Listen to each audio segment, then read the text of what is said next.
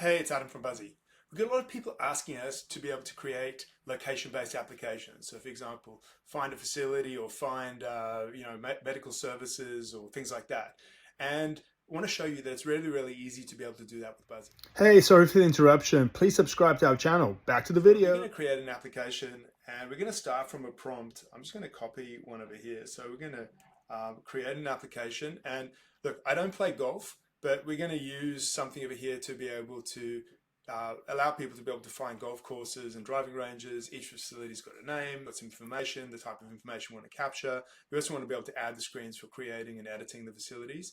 And the next step is we're going to create a brief. Now, a brief is like a mini product requirements document. It describes everything about the application, its functionality. Here we can see it. So we've got a description, the functions, and a high-level overview of the data requirements. Once that's right, if you don't like it, you can go back and you can change it. But once that's right, then you can generate the data model. Now, the data model is super important. It's the underlying database for the application. In this example, it's a pretty simple one. So we're going to have a facilities data table, and everything that we had in our brief and our prompt over there, we've captured over here. And then we've got what we call a helper object over here, which is going to have this summary widget, which is a code widget, which is going to display the map. Now that could be used for things like charting and other custom work. So you can create your own code widgets by hand, but in this example, we're using AI, and then you can edit the code that the AI has generated. So it's fully customizable. It integrates with the Buzzy API, so you can make changes to the Buzzy data. You can display Buzzy data within that code widget. So it gives you a whole lot of flexibility. So we're going to generate the application. It'll take a few minutes. We'll come back. It'll go through the blueprint and then go through all the screens. It'll try and correct all the screens and give us a first version of the application. So see you back in a couple of minutes. Okay, cool. So here's the first version of our application. Now you can have a look at this on your device. You can share it with people. You can get it to work, but it's probably best. First thing is to check that everything's worked. And if it hasn't worked out perfectly, it's all cool because you can actually just edit it with the AI over here on the right-hand side. So let's have a look at what's been created for our application. So we can click through it. That's the landing page. We can see over here we've got a list of facilities.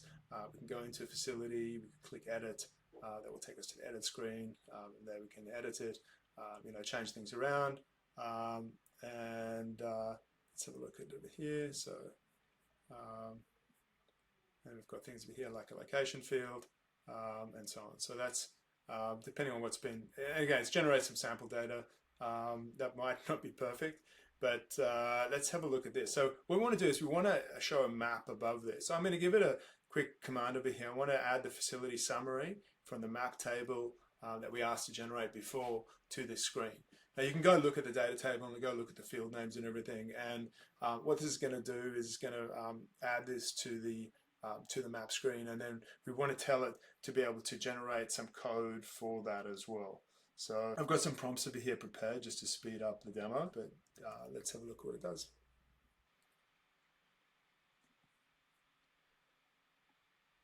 Okay, let's have a look at see what's generated. Okay, so this is where our code widget is. So I'm going to go to edit, click and prompt, and we're going to paste a prompt in here. Whoops.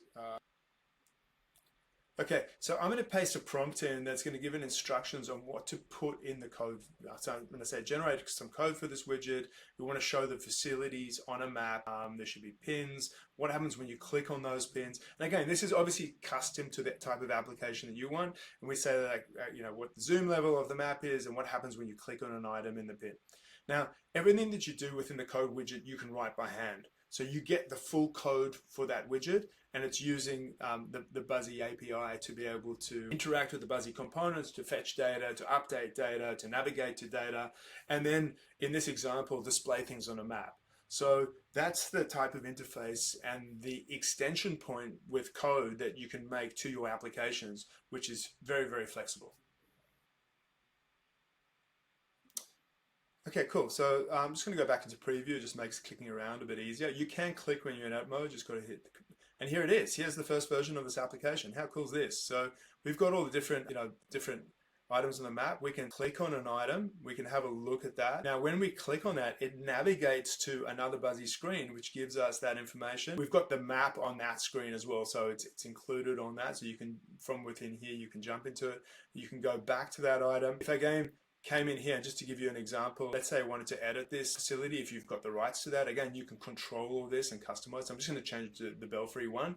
Now, if I go back in here, we can see it's changed in that view over here. We can see it's changed within the map. So there's communication back and forth between the Buzzy data and this code widget, in this example displaying items on a map. Now these code widgets can do phenomenal different things. They can do simple stuff like charts and maps and that, but you can create custom applications like booking widgets and that you wouldn't be able to do easily with the AI or within Figma. So it's very, very powerful extension point. Can't wait to see what people do. This pattern of location-based applications can be applied to so many different use cases out there. So looking forward to seeing what you build with it. Have fun, and thanks for watching. Hey, thanks again for watching. Please subscribe to our YouTube channel and can't wait to hear what you create. Let us know, reach out.